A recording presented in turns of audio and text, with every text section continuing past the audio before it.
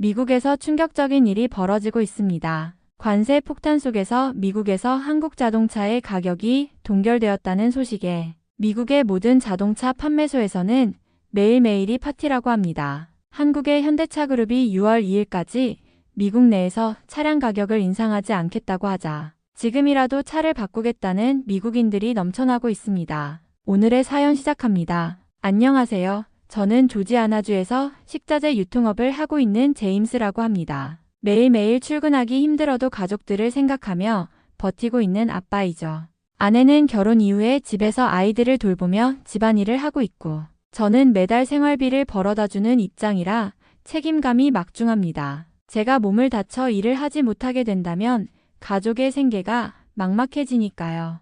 그럼에도 저는 가족들과 함께 주말마다 여행을 다니며 추억을 쌓으려 노력하고 있습니다. 평일에는 빵이나 도나스를 먹으며 돈을 아끼지만 아이들과 아내에게는 고급 스테이크를 먹이기 위해서 돈을 쓰고 있어요. 결혼을 하지 않은 친구들은 저를 보면서 너무 힘들게 살지 마라고 하지만 가족들을 만난 이후에 저의 삶은 오직 가족뿐이죠. 그런데 저는 벌써 작년부터 큰 돈을 써야만 한다는 생각이 자꾸 머릿속을 맴돕니다. 제가 총각 시절부터 타던 20년이 넘은 일본산 고물차가 말썽을 부리고 있거든요. 살 때에도 10년이 넘은 오래된 차였지만 그저 돈을 모아야겠다는 생각에 차에는 신경을 쓰지 못했습니다. 그런데 아이가 커가면서 점차 불편해지더라고요. 틈만 나면 문이 제대로 잠기지 않거나 창문이 올라가지 않아서 아이가 불안해하고 잘 달리던 중에 시동이 꺼져버리는 증상이 나타나곤 했거든요. 미국의 카센터는 기술료가 무척 비싸기 때문에 대부분의 가정에서 직접 차를 고치는 일이 많은데 이런 증상들은 손재주가 없는 제가 고치기도 어려운 증상이거든요. 심지어 퇴근을 하고 오면 녹초가 되어버리는 일이 많아서 고장이 나던 말던 일단 타고 다닐 수밖에 없는 노릇이죠. 회사에서는 저에게 차를 바꾸는 것이 좋겠다며 조언을 했고 이제는 부품을 구하기도 어려운 차를 뭐하러 타냐며 잔소리를 하는 경우도 많았죠. 저와 입사 동기인 케이트는 저에게 한국 자동차에 대해 말하며 자신이 타는 자동차 제네시스는 얼마 전 타이거 우즈의 목숨을 구했다고 하더라고요. 일본 자동차와는 달리 실내도 굉장히 현대적이고 미래지향적이라며 테슬라나 미국의 어떤 자동차들보다도 편의장치가 많다고 자랑했죠. 저는 그래봐야 한국 자동차이기 때문에 저렴하게 사볼까 생각을 했어요. 사실 제가 과거에 중고차를 살 때만 하더라도 한국차는 일본차보다 아래라는 인식이 있었고 가난한 대학생이나 사회초년생이 막 타기 좋은 차라는 인식이 있었습니다. 일본 자동차 정도는 타줘야 어디 가서 쪽팔리거나 무시를 당하지 않을 거라고 생각했으니까요. 그런 생각을 하고 있을 즈음 제 어릴 적 친구 마이크를 만났습니다. 같은 동네에서 자란 친구라 오랜만에 얼굴을 보니 반가웠고 요즘 차를 바꿀까 고민 중이라고 털어놓았습니다. 그러자 그는 단호하게 말했습니다. 야, 한국차. 그거 다 일본차 짝퉁 아니냐? 좀 더 돈 보태서 독일차 타. 벤츠나 BMW. 그게 진짜 차지. 솔직히 그 말을 듣고 마음이 살짝 흔들렸습니다. 독일차는 확실히 고급스럽고 남자라면 한 번쯤 타보고 싶다는 로망도 있었으니까요. 하지만 문제는 가격이었죠. 당장 생활비도 빠듯한 제가 벤츠를 사자고 나설 수는 없는 노릇이었습니다. 그렇게 고민하던 어느 날 뉴스에서 충격적인 기사를 하나 접하게 되었습니다. 독일의 유명한 자동차 브랜드 중 하나에서 화재가 발생했다는 이야기였습니다. 그것도 달리던 중에 엔진에 불이 붙는 사고였죠. 정확한 원인은 아직 조사 중이라 했지만 생각보다 자주 이런 일이 반복되고 있다는 내용도 이어졌습니다. 그 순간 저는 멈칫할 수밖에 없었습니다. 아무리 고급차라고 해도 내 가족을 태우고 다닐 차인데 불이라니. 그렇게 생각이 바뀌기 시작했습니다. 한국차는 안전하다는 이미지가 점점 쌓여가고 있었고 특히 최근에는 제네시스가 사고에서 타이거 우즈의 목숨을 구했다는 사실도 다시 떠올랐습니다. 주변에서 한국차를 탄다는 사람들이 늘어나는 것도 사실이었고요. 하지만 고민은 또 다른 곳에서도 생겼습니다. 부모님은 제게 미국의 픽업 트럭을 사라고 조언하셨습니다. 너 식자재 유통 일 한다며? 트럭이 있어야 물건도 옮기고 편하지 않겠냐? 미국 땅이 얼마나 넓은데 괜히 작고 낮은 차 타다가 덜컹거리면 피곤해서 못 다닌다. 말씀하시는 것도 이해는 됩니다. 특히 아버지는 예전부터 미국 남자면 픽업 하나쯤은 있어야 한다는 철학 같은 게 있었거든요.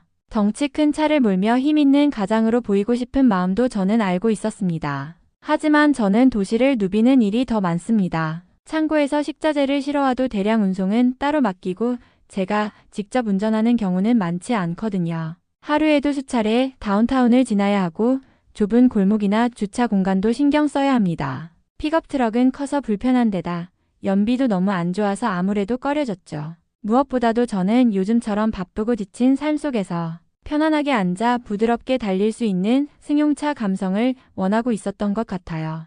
그냥 단순히 이동 수단이 아니라 하루를 마치고 조용히 가족을 태우고 돌아오는 길이 조금이라도 평화롭기를 바라는 마음이 컸던 거죠. 그리고 저는 케이트가 타고 있는 자동차를 시승해 보면서 그 차의 가격을 살짝 물어보았습니다. 그런데 차의 가격이 말이 안 되게 비쌌고 생각했던 가격과는 너무 멀리 동떨어져 있더라고요. 저는 한국 자동차라면서 뭐가 이렇게 비싸냐고 물었고 이 차가 한국에서 고급 자동차라 비싼 것이고 한국 현대의 팰리세이드 정도면 가족들이 타기에 좋을 거라고 하더라고요. 그럼에도 실제 찾아본 팰리세이드 차량의 가격은 말도 안 되게 비싸더라고요. 저는 이제 한국의 자동차를 타기도 어려운 상황이 되었다는 생각에 가장으로서 좌절을 느낄 수밖에 없었습니다. 아이가 커갈수록 아이의 친구들과 만날 일이 잦아지고 친구들에게 아빠의 차를 보여주고 싶지 않아서 멀리 떨어뜨려 달라고 말할 때마다 곧 우리도 새 자동차를 살 거라고 말해주었지만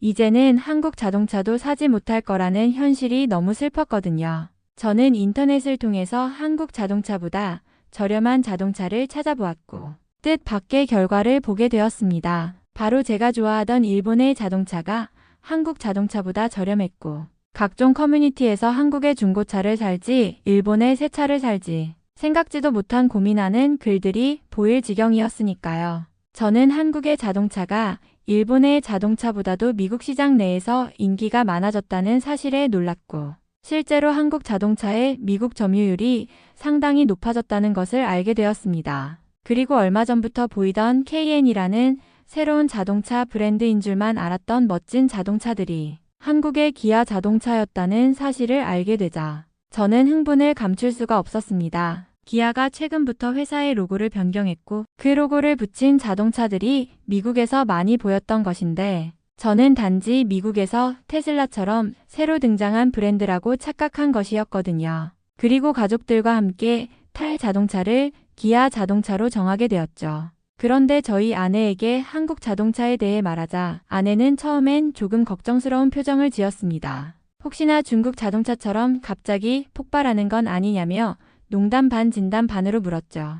아무래도 아내는 한국과 중국을 비슷하게 생각하고 있었던 겁니다. 나라 이름도 비슷하게 들리고 지리적으로도 가까운 데 있다 보니 그런 오해를 한 게 아닌가 싶었어요. 그런데 옆에서 가만히 듣고 있던 아이들이 갑자기 끼어들었습니다. 9살짜리 큰아들이 먼저 말했죠. 엄마, 한국은 중국이랑 달라. 우리 반 애들도 다 한국 좋아해. 곧이어 8살 딸아이도 맞장구 쳤습니다. 맞아. 학교에서 애들 전부 뉴진스랑 스트레이 키즈 얘기해. BTS는 모르는 애가 없어. 한국은 멋진 나라야. 저는 그 말을 듣고 괜히 울컥했습니다. 그렇게 어린 아이들 눈에도 한국이 얼마나 특별한 나라인지가 보이고 있었던 겁니다. 아내는 잠깐 놀란 듯 했지만 아이들의 이야기를 들으면서 고개를 끄덕였어요. 그래? 애들한테 인기 많아. 그러더니 곧 웃으면서 말하더군요. 그럼 한번 진지하게 알아보자. 애들이 좋아한다면 그 나라도 뭔가 다르겠지. 그날 이후로 저희 가족은 같이 앉아서 한국 자동차 리뷰도 찾아보고 자동차 안전 영상도 챙겨보며 신중히 고르기 시작했어요. 아내도 점점 마음을 열기 시작했고 아이들은 벌써부터 우리가 기아 자동차를 타게 되면 친구들에게 자랑할 수 있다며 들떠 있었습니다. 그리고 저는 다시 한번 생각했습니다. 이제는 한국이 더 이상 값싼 이미지의 나라가 아니라는 걸요. 오히려 기술, 안전, 디자인까지 모두 겸비한 나라라는 걸 제 아이들이 먼저 알아보고 있었던 겁니다. 그리고 며칠 뒤 회사에서 점심시간이 되어 케이트를 비롯한 몇몇 동료들과 이야기를 나누게 되었습니다. 제가 요즘 자동차를 바꿔야겠다고 고민 중이라고 말하자 케이트가 반색하며 다시 제네시스 자랑을 늘어놓기 시작했어요. 그 차 아직도 고민 중이세요? 제네시스 한번 타보면 못 돌아가요. 저번에 비 올 때도 도로 위에서 흔들림 하나 없이 달리더라고요. 옆에 있던 마크는 웃으면서 말했죠. 제임스, 너네 집 애들 있으니까 SUV로 가. 나 같으면 팰리세이드 간다. 실내 넓고 애들 태우기 딱이야. 그렇게 이야기꽃이 피다가 저는 문득 우리 회사 트럭 이야기를 꺼냈습니다. 그러고 보니 우리 회사에서 쓰는 트럭들도 전부 현대차 아닌가요? 그 말을 듣자 옆 테이블에 있던 정비 담당 제프가 고개를 끄덕였습니다. 맞아요. 포터. 다 현대 거예요. 조지아 기후에도 잘 맞고 짐칸 설계가 워낙 효율적이라서 식자재 싣기도 편하거든요. 유지비도 적고 미국산보다 확실히 고장이 적어요. 케이트도 한마디 거들었습니다. 미국에서 일하는 사람들한테 제일 중요한 게 바로 연비랑 내구성인데 한국 차는 2개 다 잡았더라니까요.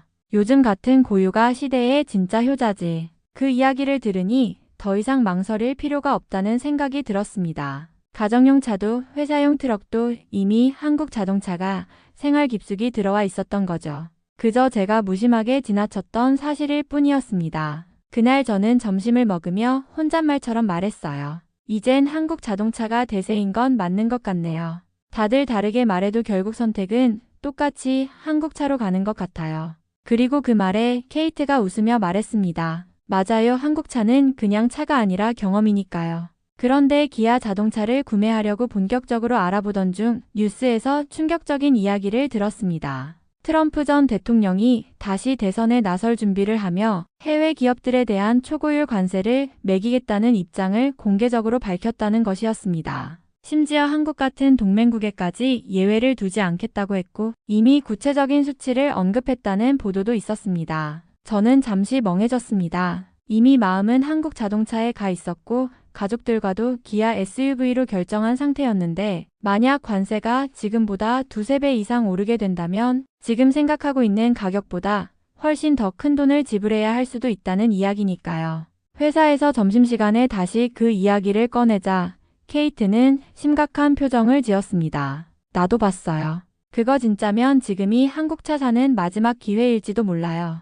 트럼프가 저번에 대통령 했을 때도 멕시코산 자동차에 관세 막 때리면서 공장까지 미국으로 끌어오게 만들었잖아요. 마크는 손사래를 치며 말했죠. 야, 그러다 한국차도 테슬라보다 비싸지면 진짜 큰일이야. 요즘처럼 금리도 오르고 물가도 비싼데 차 가격까지 오르면 우린 뭐 타고 다녀? 저는 순간 머릿속이 복잡해졌습니다. 한국 자동차는 분명 지금까지는 합리적인 선택이었는데 트럼프의 관세 폭탄이 현실이 된다면 그건 더 이상 서민들이 선택할 수 있는 가격대가 아니게 될지도 모르니까요. 그래서 그날 저녁 집으로 돌아가는 길에 기아 텔루라이드 딜러십 앞을 일부러 돌아서 지나갔습니다. 매장 안은 북적였고 심지어 저녁인데도 상담받는 사람들이 꽤 있었습니다. 창문 너머로 보이는 가족 단위 손님들을 보며 저도 서둘러야겠다는 생각이 강하게 들었어요. 저는 그날 밤 아이들이 잠든 후 조심스럽게 아내에게 이야기를 꺼냈습니다. 여보, 우리 진짜 이번에 차 바꾸자. 기아 텔루라이드로. 지금 안 사면 나중엔 더 비싸질 수도 있어. 트럼프가 또 관세 올린다고 하잖아. 아내는 잠시 말이 없었습니다. 그러다 조용히 고개를 끄덕이며 말했죠. 당신 말대로야. 아이들도 커가고 우리 차는 언제 멈출지 모르니까. 다만 우리가 감당할 수 있는 수준이면 좋겠어요. 저는 그 말에 용기를 얻어 다음날 일찍 딜러십에 전화를 걸어 상담 예약을 잡았습니다. 회사에 도착해서는 케이트에게 나 오늘 딜러 만날 거야. 텔루라이드 보러. 라고 말하자 케이트는 깜짝 놀라며 말했죠. 진짜? 너 되게 운 좋아야겠다. 지금 텔루라이드 완전 인기야. 심지어 중고도 신차 가격보다 비싸게 팔리는 경우도 있어. 그 말을 듣고도 실감이 나지 않았지만 딜러를 만나러 갔을 때 현실을 똑똑히 마주하게 되었습니다. 전시장 안에는 이미 텔루라이드를 보러 온 가족 단위 고객들이 여럿 있었습니다. 저는 순서를 기다려 상담을 받았고 딜러는 무표정하게 이렇게 말했습니다. 고객님, 텔루라이드 현재 계약하시더라도 최소 6개월에서 8개월 대기입니다. 그리고 지금도 예약자가 계속 들어오고 있어서 이 가격으로 사실 수 있는 것도 장담 못 드립니다. 저는 순간 말문이 막혔습니다. 8개월이요? 그럼 올해 안엔 받을 수 없다는 말인가요? 예. 미국 전역에서 수요가 너무 많아서 저희 딜러십에 들어오는 물량도 한정적입니다. 그리고 트럼프의 관세 이야기가 나온 이후 예약률이 갑자기 훅 올라갔거든요. 다들 가격 오르기 전에 사야겠다는 분위기예요. 딜러는 오히려 걱정이 담긴 목소리로 저에게 조언했습니다. 진심으로 원하신다면 오늘 계약하시고 대기 걸어두시는 게 좋습니다. 망설이다가 가격 오르면 정말 후회하실 수 있어요.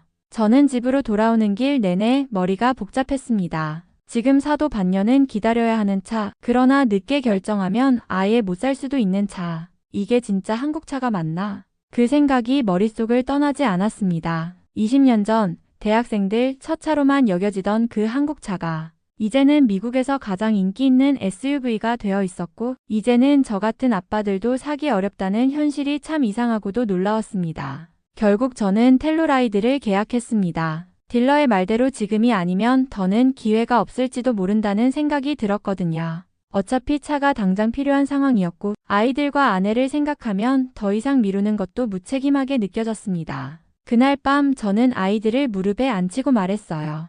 얘들아, 드디어 우리 새 차 계약했다. 그러자 둘 다 눈이 동그래져서는 진짜야? 진짜야 아빠? 하며 소리를 질렀죠. 그 반응에 마음이 조금 놓였고 아이들에게 차 사진을 보여주며 이게 우리가 곧 타게 될 차야 라고 하자 둘 다 눈을 반짝이며 입을 모아 말했어요. 우와, 이건 무슨 우주선 같아. 완전 멋져. 하지만 기쁨도 잠시. 그 다음 날부터 아이들의 질문 공세가 시작됐습니다. 아빠 차는 언제 와요? 오늘 딜러 아저씨한테 전화했어? 내일 학교 갈 때 그 차 타고 가면 안 돼? 처음엔 웃으며 조금만 기다려야 돼. 시간이 좀 걸려. 라고 달랬지만 며칠이 지나자 아이들은 점점 조급해지기 시작했고 아침마다 문 앞에 나가 새 차가 오는지를 확인하고는 실망한 얼굴로 돌아왔습니다. 아빠, 우리 진짜 그 차 사는 거 맞아? 왜 이렇게 오래 걸려? 그 물음에 저는 아이들을 꼭 안아주며 말했어요. 그 차는 너무 인기가 많아서 줄을 서야 한단다. 우리가 기다릴 수밖에 없어.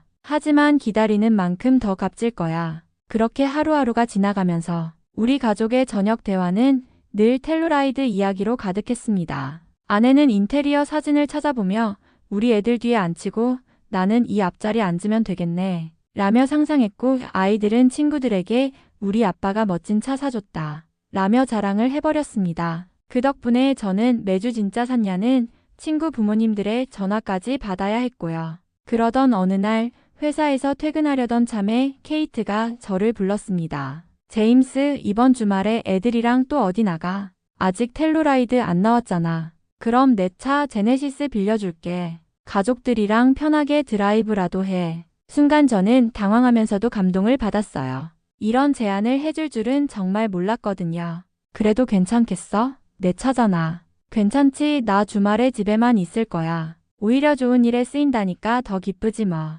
그렇게 저는 처음으로 제네시스를 몰고 집으로 향했습니다. 그 고급스러운 실내와 부드러운 핸들링, 마치 제가 드라마 속 주인공이 된 것 같았어요. 무엇보다 무소음에 가까운 정숙성에 감탄했죠. 20년 넘은 제 고물차에서는 절대 느껴보지 못했던 느낌이었거든요. 집 앞에 도착해 차를 세우자 아이들이 창문 밖으로 고개를 빼꼼 내밀더니 제 차가 아니라는 걸 단박에 눈치챘습니다. 아빠, 저거 뭐야? 우와, 저게 우리 차야? 두 아이는 슬리퍼도 신지 않고 맨발로 뛰쳐나오더니 제네시스 앞에서 환호성을 질렀습니다. 진짜 멋있다. 아빠, 이거 우주선이야? 아빠 최고. 이거 텔루라이드야? 저는 웃으며 아이들을 태워주며 말했죠. 아니야, 이건 아빠 친구 케이트 삼촌 차야. 이번 주말에만 잠깐 빌려주신 거래. 그러자 아이들은 살짝 실망한 듯한 표정을 지었지만 곧이어 그래도 이런 차 타보게 해준 케이트 이모 최고다 라며 안에서 뒹굴뒹굴 난리가 났습니다. 아내도 문을 열고 나오더니 이게 그 제네시스구나. 와, 실내가 호텔 같네 하며 놀란 얼굴을 감추지 못했습니다. 차 안에서 은은하게 퍼지는 조명, 가죽 시트에 앉아보더니 감탄이 절로 나왔던 거죠. 그날 밤 아이들은 차 안에서 절대 안 내리려고 했고 심지어 뒷좌석을 자기 방처럼 꾸며놓고 앉아서 오늘 여기서 자면 안 돼요? 라는 말까지 했습니다. 저는 웃으며 말했죠. 곧 우리 차도 오니까 그때는 매일 이보다 더 좋은 차 타고 다닐 수 있어. 제네시스를 타고 집으로 온 그 하루, 우리 가족은 한국 자동차의 품질이 단지 외관이 멋진 것을 넘어서 삶의 질 자체를 바꾸는 경험이라는 걸 비로소 몸으로 느끼게 되었던 날이었습니다.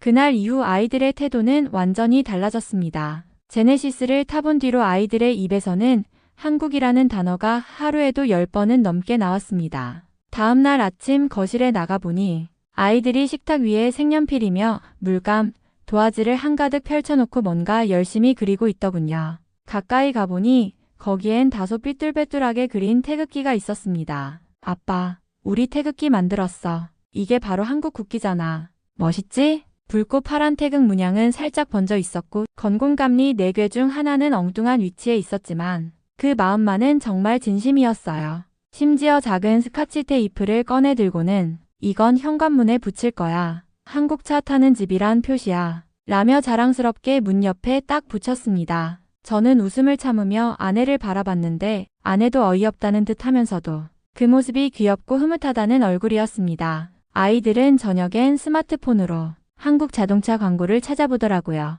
며칠이 지나자 이번엔 아이들이 아침부터 제게 매달리기 시작했습니다. 바로 한국에서 유명한 김이라는 해조류 말린 것을 먹어야 한다며 말이죠. 결국 퇴근길에 아시아마트에 들렀습니다. 김 가격을 보고는 한숨이 절로 나왔지만 아이들의 얼굴이 떠올라 제일 고급 포장된 한국산 김을 집어들었죠. 집에 돌아오자마자 아이들은 쇼핑백을 뒤지며 김을 찾더니 비닐을 뜯고는 마치 보물처럼 꺼내 입에 쏙쏙 넣기 시작했습니다. 그 이후부터는 스낵 코너를 지나쳐도 눈 하나 깜빡 안 합니다. 오로지 김만 찾죠. 심지어 아내도 놀라며 얘들아 초콜릿은 싫어? 라고 물어보니 초콜릿은 느끼해. 김은 한국 맛이야. 라고 당당하게 말하더군요. 어느 날은 큰아이가 진지하게 말했습니다. 아빠, 우리 진짜 전생에 한국인이었나 봐. 김 너무 좋아. 한국말도 배우고 싶어. 그 말을 듣고 저는 그냥 웃을 수밖에 없었습니다. 하지만 그 속으로는 괜히 뭉클해졌죠. 낯선 나라였던 한국이 이젠 우리 가족의 일상에 자연스럽게 스며들고 있었으니까요. 그렇게 한국에 대한 관심은 점점 더 깊어졌고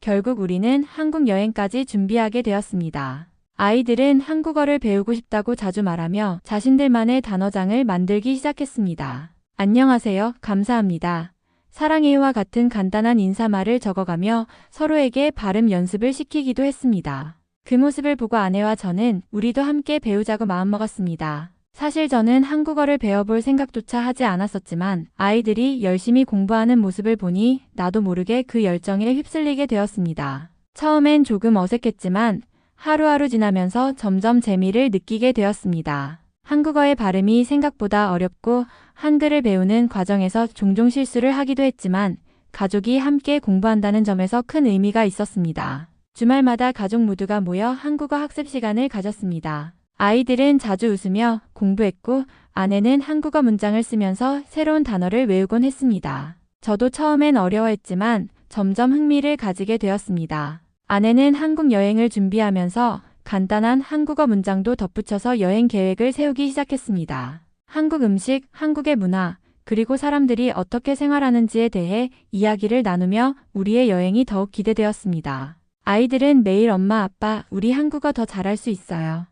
라고 자주 말하며 자신감을 보였고 그 모습을 보며 저는 정말 뿌듯함을 느꼈습니다. 한국어를 배우는 것이 단순히 여행을 위한 준비에 그치지 않고 우리 가족의 소중한 경험이 되어가고 있다는 생각이 들었습니다. 자동차뿐만이 아니고 우리 가족의 삶 전체에 한국은 함께 녹아있는 것 같고 한국에 직접 가서 한국의 문화를 직접 체험하며 아이들을 기쁘게 해주고 싶어요. 제가 돈을 더 열심히 벌어야 한국에 자주 갈 수 있을 테지만 아이들의 경험과 추억을 위해서라면 조금 더 희생해 볼 생각입니다. 한국 물건들에 관세가 붙는다면 차라리 직접 한국에 가서 한국을 즐기다 오는 편이 저렴하게 될 것도 같으니까요.